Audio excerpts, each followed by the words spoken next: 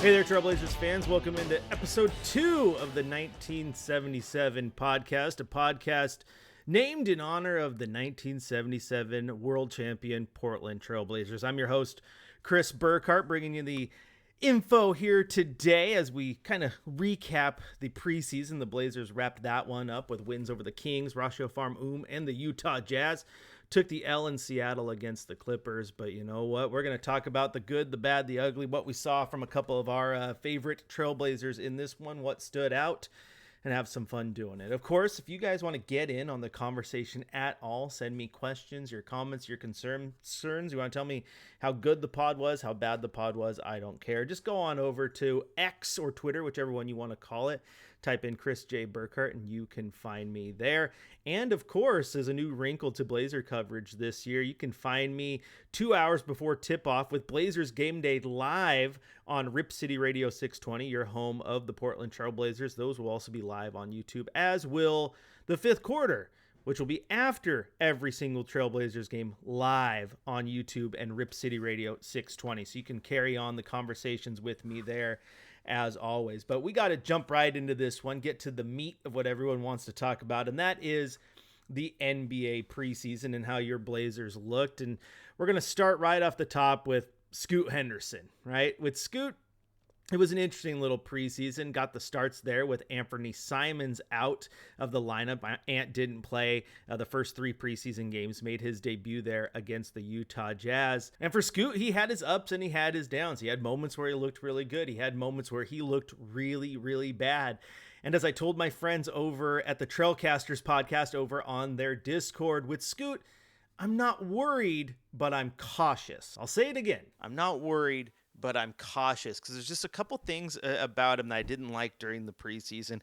I think most of that is related to effort and the motor that he has on the defensive side of the ball. A lot of the times, especially in that game against Ratio Farm, where he should have just been able to put his full talents on display, he was just going through the motions. And I don't like that because he's playing next to guys like Toumani Camara, who respectfully basically knows where he's at in the pecking order, knows what he's going to get playing time wise, because basically Chauncey Billups can't afford not to play him because he's so good defensively. Yet he was out there playing and hustling as if he were battling for a roster spot, right? Not battling for a few extra minutes, but battling for a roster spot. And at the same time, Scoot was kind of going through the motions at times, and that was a little bit frustrating. It was something I didn't like in the preseason.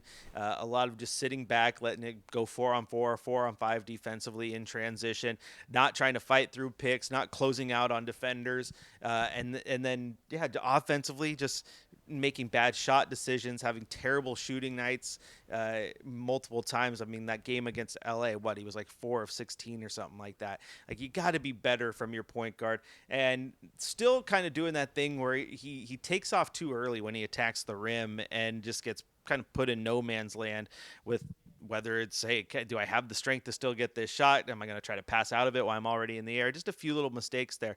What's frustrating about the mistakes is he also did the opposite of that, and that was just turned it on and looked phenomenal for spurts, okay? In that game against Ratio Farm, after a slow start, he turned it on and looked unstoppable. He was getting to the rim with ease. Defensively, he was locked in. He was fighting through picks. He was closing out all the things that he wasn't doing early on, proving to me that he can do it. It's just a matter of getting that motor turned on and actually doing it, showing that you want to do it and taking care of it and putting that what's in your mind, putting that into action, getting on the court and playing good defensively and moving around offensively, doing the things we know Scoot Henderson can do, that the highlight reel showed us prior to the draft last year, right? So if you can do those things for 48 minutes, we're on to something. It's just about finding that balance that makes him want to do it for all 48 minutes. Because when he looked good, he looked good. But when he looked bad, he looked bad. And that is a little bit concerning. Like I said, it's not a red flag waiver by any means, because I think he definitely prefers the regular season to this preseason stuff, as do a lot of people. But I want to see the aggressive Scoot Henderson that we saw against Utah and in the later stages of that Ratio Farm game. I want to see that Scoot Henderson all year long. Give me that Scoot, and I'll be excited. One player that I am definitely excited for, I know you guys should be as well, is Toumani Camara. For my dollar, he was the MVP of the preseason. He was everywhere defensively, kind of setting the tone, really. Was fighting through the picks, closed out everywhere, got his body on every single defender, every single player that he was defending, and made every single shot a workout. There was a couple times again in that Utah game where Colin Sexton made the shot, right? But you're just like, that was great defense by two. Like sometimes you just got to tip your hat and, I did my best, but the defense never wavered, and I loved that from him. More so than the defense, though, fans, is the fact that the offensive side of the ball, he's showing aggression. Like, he is showing a want to and a desire, and he was driving to the basket. Like, I feel like I've never seen him before. He's still not shooting the ball as much, like when it comes to taking the threes and stuff. He does pass out of those, but he is looking to be aggressive and driving to the rack. And with a offensively motivated Toumani Camara as much as he's motivated on the defensive side, that makes for a real scary player. That's a player that you've got to find ways to get in the lineup and, maybe start depending on how you want to do it. I fully believe, I think there's a realistic chance he's the starter on opening night. You saw the lineup that Coach Billups ran out with against Utah in that final preseason game. It was Anthony Simons, Toumani Camara at the 2, Denny Advia, Jeremy Grant, and Donovan Clingan because DA was sitting out for rest. I realistically think 2 could be your starting 2 guard to start the season, which is incredible. It shows his versatility because he can play the 2, the 3, the 4, wherever you want to play him. He is a Swiss Army knife. My MVP of the preseason for your Portland Trail Blazers, without question. And really think he did a great job setting the table and setting the bar for the rest of the team, because it made, I think, guys like Donovan Clingan feel more comfortable defensively. We'll get to him in a second. You also saw guys like Ryan Rupert, who I thought was much improved in the preseason to what we saw last year. Definitely looks like he has a grasp of the game a little bit more, but defensively he was doing the same things Toumani Camara was doing. He was getting up in people's chests. He was giving them full press. He was bodying them, making them work. He was closing out on three-point shots. He was closing lanes, fighting over picks, doing everything you want a good defender to do. And again, I think Toumani sets the tone, and then guys gravitate to that and want to play like that. So you get Rupert playing like that. You had Scoot playing for that in spurts. Again, I want to see him play like that all the time. Guys like Donovan Clingan as well. I mean, even Jeremy Grant. So it's good to see that the defensive side of the ball is coming around for your Portland Trail Blazers. Another Blazer on this list, that's a weird thing to say, right? Another Blazer on this Blazer show where all I'm going to do is talk about Trail Blazers. But yeah, we're going down the list, right? We're just going to talk about some of these guys I was impressed with or what I saw during preseason. Hopefully you saw some other things. If you saw other things, hit me up on Twitter. Talk about it. We'll have some fun. But another Blazer that very, very, very much impressed me was Denny Avdia. He came out, didn't play in the game in Seattle, plays against the Kings, only has 5 points, but then Ratio Farm and Utah, he really put it together and showed you what he can do. What I love about him the most, fans, is he's a playmaker. And I think right now, he is the Blazers' best playmaker. He is always running down the court, looking for lobs, which is a breath of fresh air, right? I know a lot of you love those plays. Who doesn't like a good alley-oop? But he's grabbing rebounds, pushing tempo, looking to make plays. There's plenty of times where he's, maybe get his back to the basket, head on a swivel, looking to pass out, looking to get the ball moving around the horn. Like, he is always looking for the next play and doing the whole chess thing. He's trying to think 2-3 passes ahead, and I absolutely love to see it. And that's why I was excited for that Utah game. And again, you only saw it sparingly because Ant only played 20 minutes in his first preseason game. But I watched that game. I watched the Ratio Farm game. I'm like, okay, when you get a healthy Ant in here playing his full complement of minutes, Jeremy Grant as well playing a full complement of minutes, and then you get the ball in Denny Advia's hands, well, guess what? Now you have playmakers around him who can shoot and take those passes and convert on open threes, and that creates a pretty good offensive symmetry and pretty good offensive weapon in the long run. So I love Denny Avdia. I think he was the second most important Blazer in the preseason, my runner-up to 2 for the preseason Blazer MVP. Really, really liked what we saw from him again in that game against Utah, the final preseason game of the year for your Portland Trail Blazers. Avdia went 10 points. He had 2 steals. He had 7 assists. He had 6 rebounds. That's filling up the box score, and that you love to see that playmaking, that offensive prowess. I think defensively he's a little underrated because he's good on that end too. Like this is exactly what Portland has wanted for a very long time in their small forward, and Denny Avia might be the one who finally gives them what they've wanted for so long. So shout out to Denny, because I think Blazer fans are going to love him if they don't already, just with what they've seen in the preseason. Again, speaking of players you're going to love, what's not to love about Donovan Clingan after the preseason? He is every bit as big as advertised.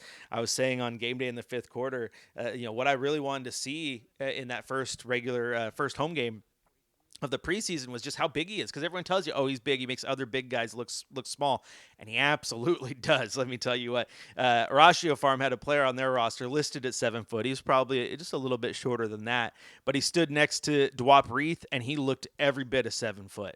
Stood next to Donovan Clingan, and he looked like he might have been like 6'7". Like Donovan Clingan is just big. I mean, you saw in the game against Utah too, even Walker Kessler, like he makes Walker Kessler look small. So incredible that A, he's that big, but B, he puts it together defensively. He's going to be really, really good.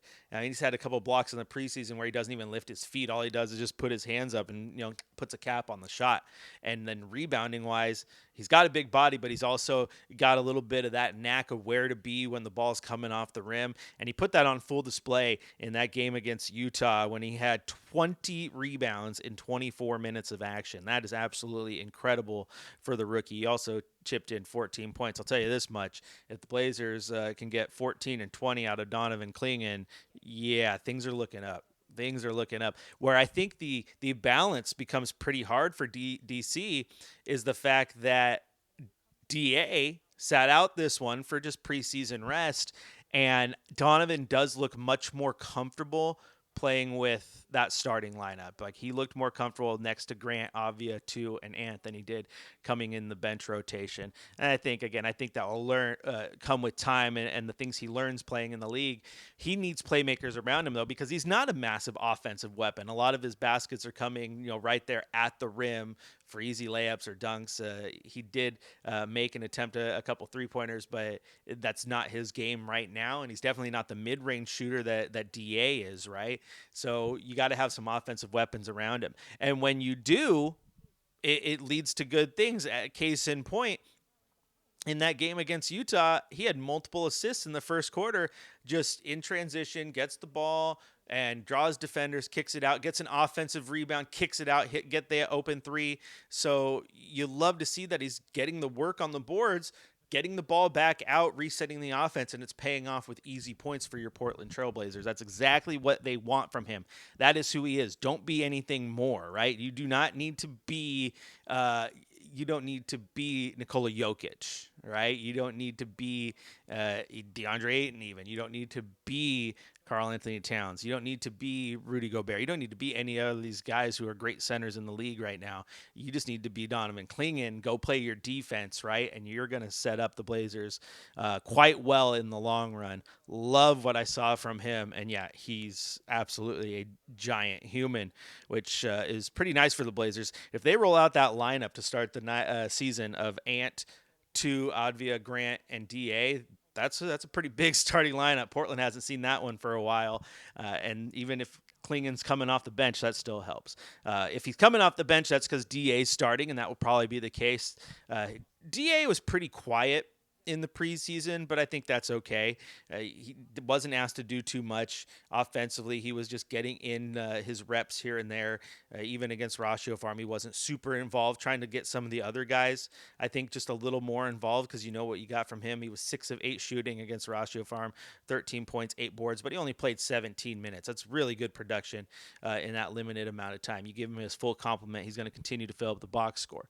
My favorite part of DeAndre Ayton this preseason, though, fans, was something that no box score is going to tell you, and that was just you can tell he's a leader on this team. He is a vocal leader on this team. People gravitate to him. In that game against Utah, which he didn't play, he was sitting on the bench, and you saw him chirping at DC at the very first possession of the game, telling him, hey, move in, move in, move in. And he did. And it was, what happened was, if I remember this correctly, it was like an out of bounds play for Utah. and they're inbounding the ball. And Klingon had put himself in a position where he was going to leave a lot of space for that inbounds pass, or maybe even a back cut. And DA's telling him, hey, back, get in the lane. And DC's sitting there listening, and he does. And he went in there and closed it, and then Utah didn't convert on that. They got the inbound pass in, but the defense was set and ready to go. So it was just a smart play from DA, being a coach from the bench at that time, and the big man listening. And I love that too, that he has a good rapport with Donovan Klingon right now, a guy who they drafted who plays his position and he'd have every reason to be upset about or mad about. But the two seem to get along really well, play off of each other, and are definitely learning from one another, because I think DA can learn some defense from DC, and DC can learn a lot from DA, and we'll be confused throughout the year if we keep calling him DC and DA. Do we switch that around? Do we get a ACDC, I don't know, Aiton, Donovan, Klingon, Center? I don't know. They've got to figure this out. I'm trying to figure out nicknames on the fly here. It doesn't work. But DA, DC, both pretty good. And it's nice to have that plethora of talent at the big. And that's not even talking about guys like Dwap Reith, who was lighting it up from the three-point line against Utah, still doing his things. He's going to find ways to get in just because he can shoot. Robert Williams, who you have there for depth purposes, who hasn't even played. Unfortunately, that's one thing to come out of training camp in the preseason, is that he has a hamstring injury, and he'll still be out for a few more weeks. And keep in mind, he's nursing the knee injury from last year, where he only played a handful of minutes in the early season, and we didn't see him the rest of the way. So he's still nursing injuries. But when he gets back too, I mean, that even offers more of a logjam at that center position with DA, DC, and then Robert Williams, the Time Lord. So how do you balance those? Do you get situations where maybe DA plays the 4 and Klingon plays the 5 for spurts of minutes? You can't afford to put him on there for, 10, 15-minute runs together. But if you get him 5 minutes a game, where one's playing the 5, one's playing the 4, I think you're going to be fine. But speaking of the injuries, let's get you caught up on those for a minute. Shaden Sharp still out. He did tear his labrum in camp at practice. He's out for 3 to 4 weeks. That's unfortunate news for the Blazers, because I know there's very, very high hopes for him, wanting him to be, the future of that shooting guard position. And by all accounts, he was showing a lot of improvement in camp. So it is just very unfortunate that he got hurt, but I think he's going to be back healthy. No one's worried about his long-term prognosis or anything. So hopefully he gets back soon and only misses a very minimal amount of the Trailblazers early slate of games here as the regular season starts, and can get back out there. Another injury, though, that cropped up that not a lot of people expected was Matisse Thybulle. It was breaking news right before that Utah game that he underwent a procedure to address inflammation in his right knee, and he will continue that rehabilitation. And he is also expected to miss 3 to 4 weeks now as well. So tough injury news for your Blazers, but I think they're set up pretty well in the meantime, because I liked what I saw from the preseason. I think there's things to build on. This team still needs to find their identity, their character, and what route they're taking in the long run. We've already talked about the ad nauseum all year about what the trade possibilities are. And is DA out? Is Jeremy Grant out? What about Anthony Simons and this and this and that? Well, I look at the team right now and go, they have avenues wherever they want to go, but they have young guys at a lot of different positions. DA is still young if they keep him around. Denny Advia is very young. Obviously, Scoot and Shea and Tumani, DC, you can see what's being built right now for your Portland Trailblazers. And I like that. Now starts the 82-game journey of, the games that actually matter. Capture the flag for some of you. Some of you want to put the best foot forward and just, see this team try to win as many games as possible. I'll tell you one thing, though.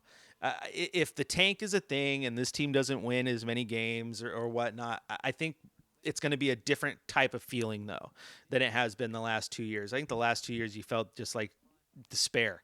I think right now you're going to go out and you're going to see a good team. If they lose a bunch of games, that's fine. You're going to be entertained when you go down to Moda, though, and I think that's something every Blazer fan can get behind. But that's going to do it for episode 2 of the 1977. Thank you so much for tuning in. As always, you can follow me on Twitter or X, whichever one you want to call it, at Chris J. Burkhart. And of course, thanks to the new switch-arounds, my new gig, too. You can hear me on Blazers Game Day 2 hours before tip-off every single game on your home of the Blazers, Rip City Radio 620. As always, I'm Chris Burkhart, and as always, Rip City, you've been awesome. We'll talk to you on the next one. You've been listening to the 1977 podcast. See you next time.